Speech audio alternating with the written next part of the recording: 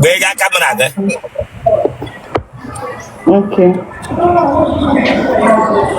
Good afternoon, sir. They were coming out of my. They were coming out of my. Hamburger Bianca. Yeah, Lanya, Emrana. You know what I'm making? You told me you should have for him. Okay, man, you all have to back up and you have what? Yeah. Ngani room a wagon interview. You behind him in issue. No office. You pay to say an table, Chineka Bagok. No office, maybe. I told that out, you pay to say an table. Asking that on that touch. Oh, yeah. The way camera and I gave you to kill us.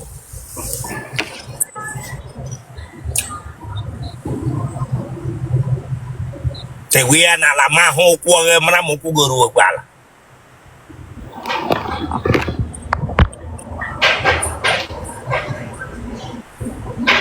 The way camera and I again on our wall, my home.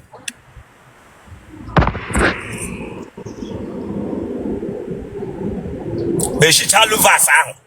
Beshe Luvasa. Okay, don't face me at this side.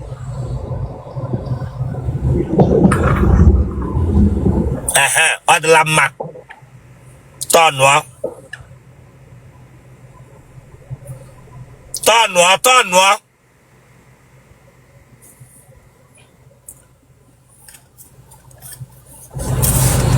What are the verses?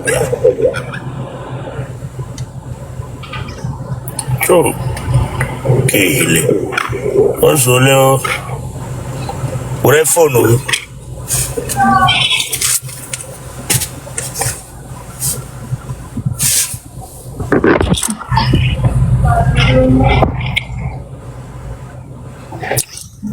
Oh, yeah, you put ID card out, no look at your table.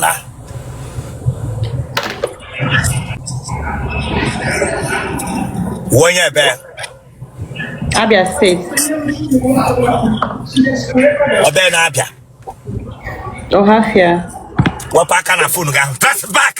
Get what I can be none of the letters on a heck or one.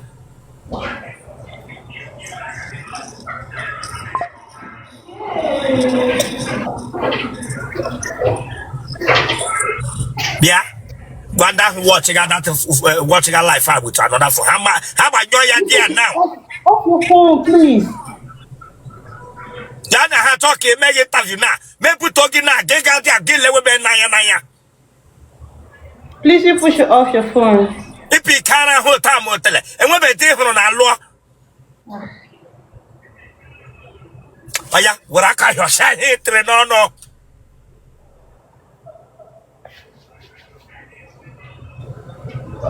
Say how about Noya. Banyoya, or you will shave and for you should go out. Apple.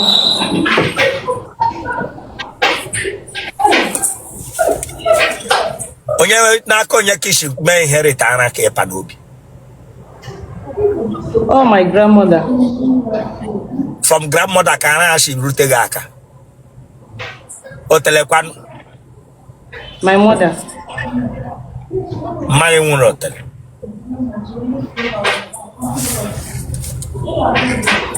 Family in Gandhi when hotel.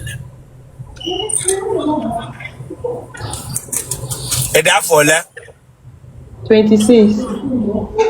26 guy hota. Nataka mama. Egarola kwa mahadu. Elola kwa mahadu megra.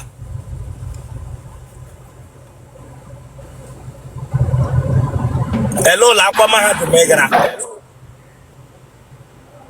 Unilag. Kebishna wa ano era. Lagos. Gene ke naro. No, in a real estate company.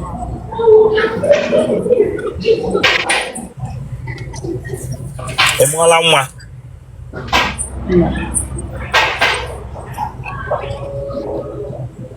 Eluboledi. All network.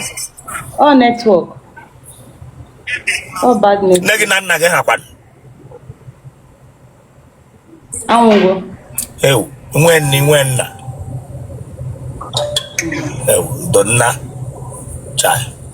Orphanage. Motherless, fatherless daughter. Gịnị gburu ha? Ọrịa.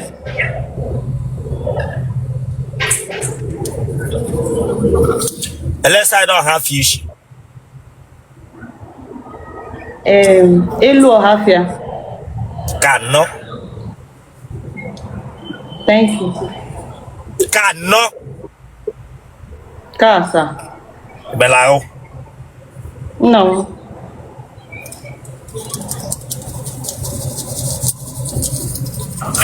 Is he bail from Elu Ọhafịa? Ama etiti. Nwụrụ ụmụnne gị ọ dị ole? Adị ise. Enwere nke ji aṅụ goof? Mba.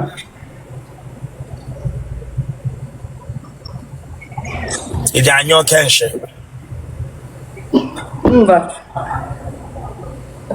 Mba. Gị na nwoke nọrọ iji anyụ ahụ? Mba. Ihe ọdịdọ ji adọ gị? Mba. Gwa m iji enwe ihe ọdịdọ? Kedu dịka ọdụdọ ị na-ekwu? Ele nke na-eme gị eme? Ọ convulsion? Ele nke Onwe mere nke gị? na-eme m. Onwe.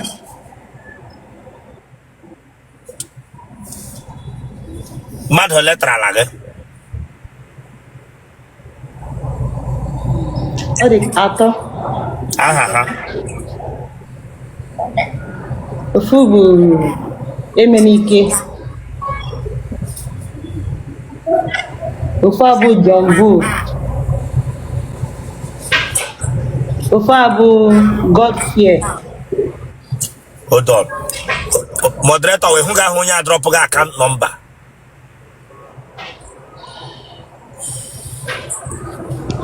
Blọkọ ya.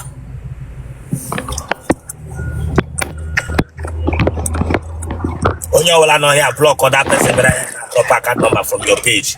Ọkwa ndị ihe.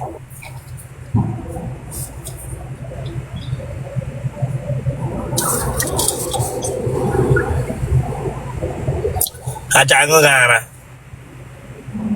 So ofu na anwụ. Naanị otu onye na-ekwe aṅụ gị ara. Nyewa ka m kwere ka ọ nwụọ m.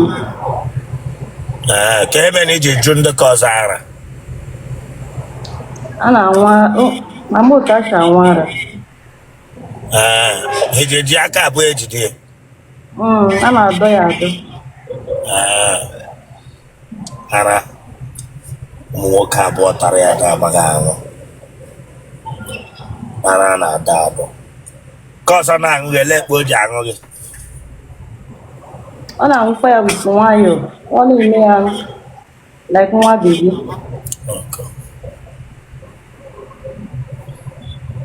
Ị gbaala akwụla mbụ? Mba. How many minutes ka ị na-echi ya ara? Maybe 10 minutes. Otele Rosanna. Ya were ara gị chi ihe nwoke ibe m n'ọnụ 10 minutes. Ashị ma ọdịda young man. Ọ na-alaiki ya. Ashị ma ọdị ya iji echi ihe ara 10 minutes ọ wara ya agbaghị gị. Ashị ma ọdị ya. Ya mezi m ji kwụsị inye ya. Gaa tụtụrụ ara gị chi ga-eti mkpa m ọ kwere gị nkwa m. Ara gị chi ga-eti mkpa m ọ kwere gị nkwa m. O kwere gị mkpa mara eji echi ihe ara 10 minutes. O kwubukwara m. Onye ji were ara chee ya n'ọnụ for 10 minutes. A na-aṅụ gị.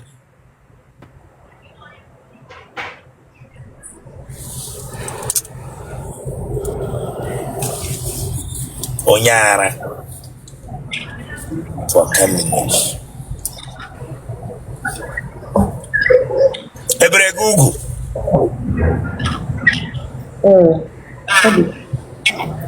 Otele chapụrụ kanda. Ibalo onwe gị mamịrị mbụ n'ahụ wee na-apụ apụ just mamịrị akpachi gị ebe onwe gị mama. Mba. Ị eyi pant? Mba. Before, but I don't use it. Ị eyi no pant ugbu a? Yeah. Otele naanị eyi pant. Ara goshiri ike. Ọ dịkwa nnọọ Zọtọ. Ị ga-enyele ụdị mkpu ị na-eti?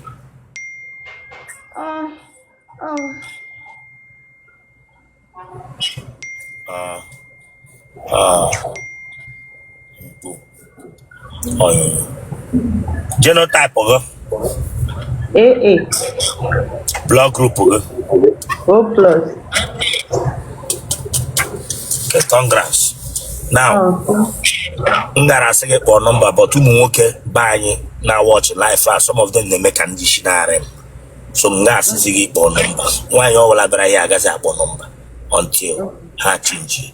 So video a ị ga na watch ya on any platform, YouTube, yeah, my YouTube page, Real MC Bishop Comedy. And when we can like type guy in a comment section on that YouTube, you can watch the person or okay, you can just drop your number for the person or on our Facebook. When I name now working now. That is it. Congrats. Thank you. Hello, Bishop. Come by your camera on.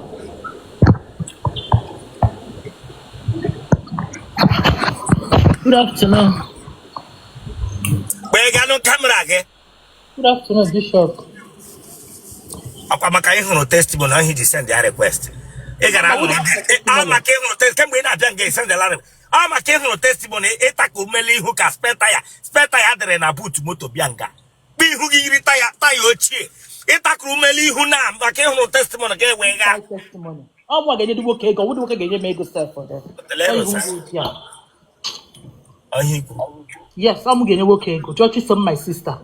Na pia judge some amachi so I'm getting work ego. Otele enya la ya fata mara ono no rotunga na. Fata mara ono no rotunga na.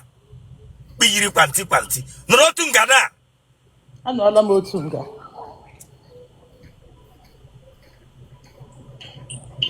Enya singi no rotunga gana gare. Ano ala mo otunga. Telero sana. Enya la so. Hey, you come show something. Okay, they are no go. Enya the phone get straight. This girl would want to bring this stop. Because I'm like that. Because oh. Telero sana. I'm like that. Because I'm working make a shigranya handcuff. I'm like that. Ejikwa me egom. Yeah, handcuff from what came make a shigranya. The way camera na like a lasso.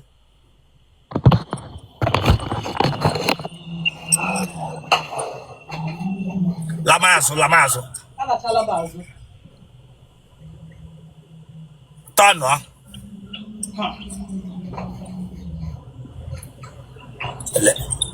Tono le wanya na that front to chileka bagoko. Norotunga, hey, Norotunga. Lele, no tell you fry pan again. That with a phone.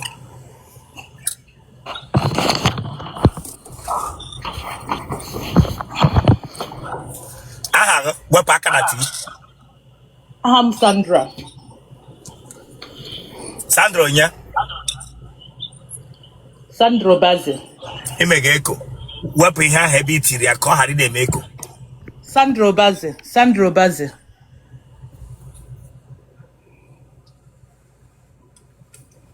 Kebishna na rai.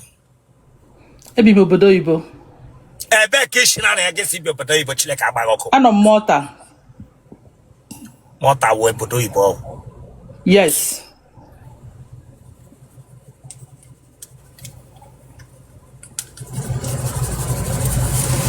Eluboledi. Mba.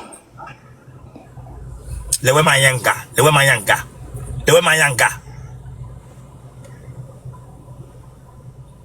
Praga pia amiganya. Bishop kuwe kwano. Esem gene. Ogina kwa mgbe m na-eje ekwu ka Chineke agba gị ọkụ. Bishop nga Chisom nwanne m ka ọgwa gị okwu. Chisom ama m ga-agwa ka ọgwa gị okwu. Bịa nwa olu ya wo dwarf neck. Ọmụ aka bịara nga agwa gị asị ya agwa Chisom ama agwa m onyo. Ede mkpụmkpụ na ahụ dịrị mkpụmkpụ ma n'olu. Atụrụ m ogologo. Atụrụ m ezigbote ogologo. Kwe nga isi agha. Pụrụ isi. Jụọ m ihe na-ajụ m. Jụọ m ajụ na-ajụ m. I chom that touch from you. Okay. Eluboledi. Mba. Ija aṅụ goof. Ana m aṅụ goof. Ija aṅụ alcohol. Small. Ebere ugwu. Yes, now. Otele achapụrụ kanda. Nne gị na nna gị ha dị ndụ. Mpa m anwụọla, mma m dị ndụ. Nna gị ọnwụọla. Yes, sir. Gịnị gburu nna gị? Ọ nọ na ọrịa. Ọrịa ndị old age, yeah. Okay. Ọnwụ nka. That's brackets ancestral.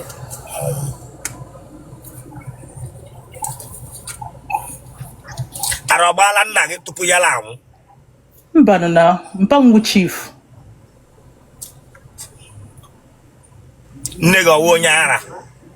Mama wụ onye ara, mama wụ lọlọ. Arọgbala gị mbụ. Mba ara agbatubeghị m before. Beti mmadụ kpasuo m iwe mee kopu. Okay, iji ekofu. Ịkpasuo m iwe m wike mee ko pịaka onye ahụ. Okay. Nwajai. Ara.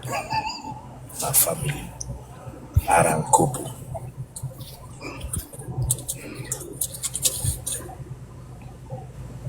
Ije yi pant? Yes, I wear G-string. Otele na-eyi rọba.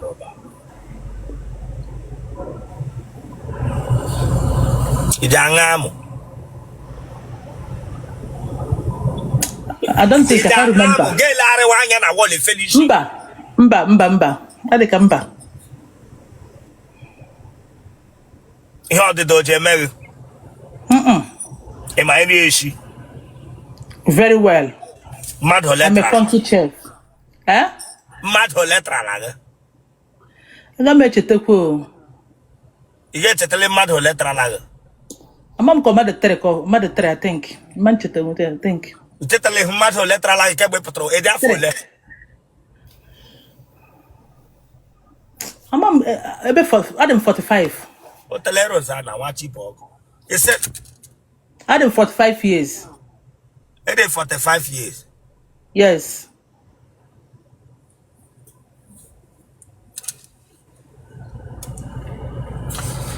Otele berela na nwoke by age. Bracket mono. Start and stop.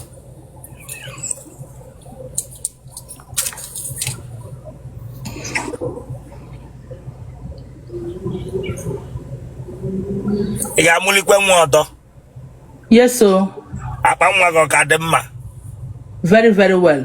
Ị gbala akwụla mbụ? Mba. Mmadụ atara gị ele nga ha na-ata gị? Oh, na room. Room hotel ka room ime ụlọ gị? Na hotel, yes, I think. N'ụlọ, na hotel, I think. Iwu onye ohi? Mbanụ.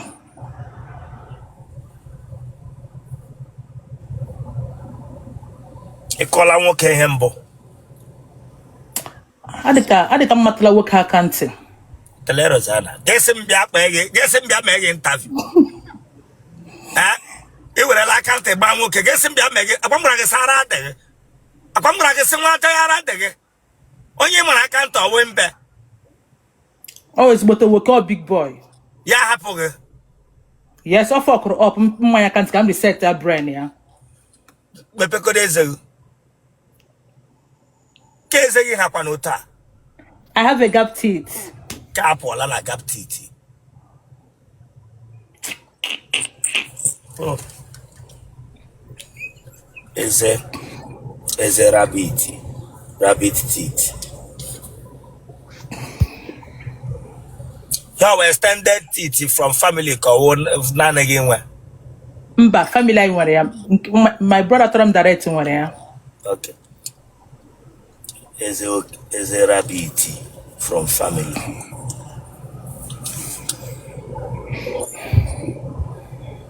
Ashimo daga. No. Again you loading peanut.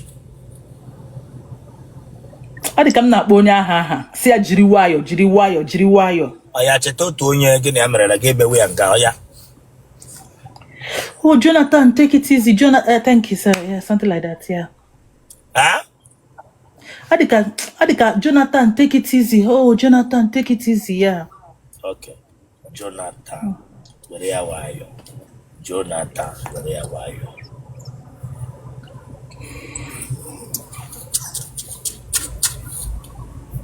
Congrats. Thank you. Ejukwa na mudika wo kem choro. Ayi na kata ge ejumudika wo kem choro. Enya, hemere ge we interview chile ka agba go kai. Nwere nwoke ya to nwoke choro wa ha be wa around you now. Kwa imbo garden boss go jule. Ha be wa around you get choose ge bia ga dum sem jugo odi nwoke choro. Pe ha ka handcuff na jugo odi nwoke choro. Te ha ka. Yes, ajumeju why Ghana Facebook ihu my Ghana yam ki ihu my ejumego man hard working. You want that? I want passport. So you don't need to tell me like that. I want choice.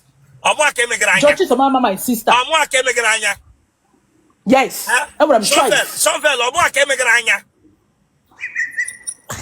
Nga bochi so that chisa nga bochi so that put phone. Obama man.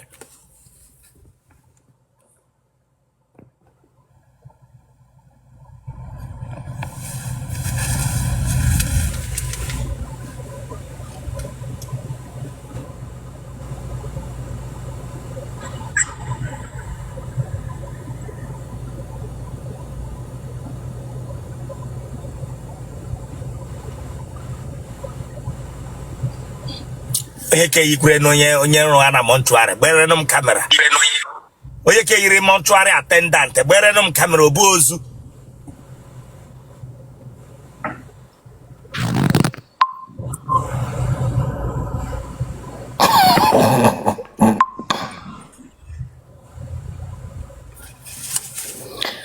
onye nke na-ekwe na-apụ Bishop onye nke na-ekwe apụ segiri mere onye nke okwe hapụ onye na-anọ onye ekwe hapụ nwaanyị metere interview kịta bupụ n'ihe na gbega camera ga-ese bupụ ya kwabura ga sen ka bela gị n'ime biri agadi nwoke gbega camera gị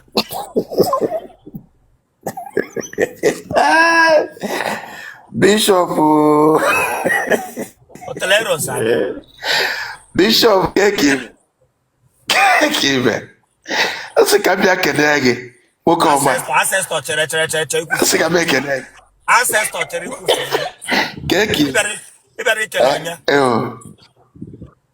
gịwa mụ ị na-eme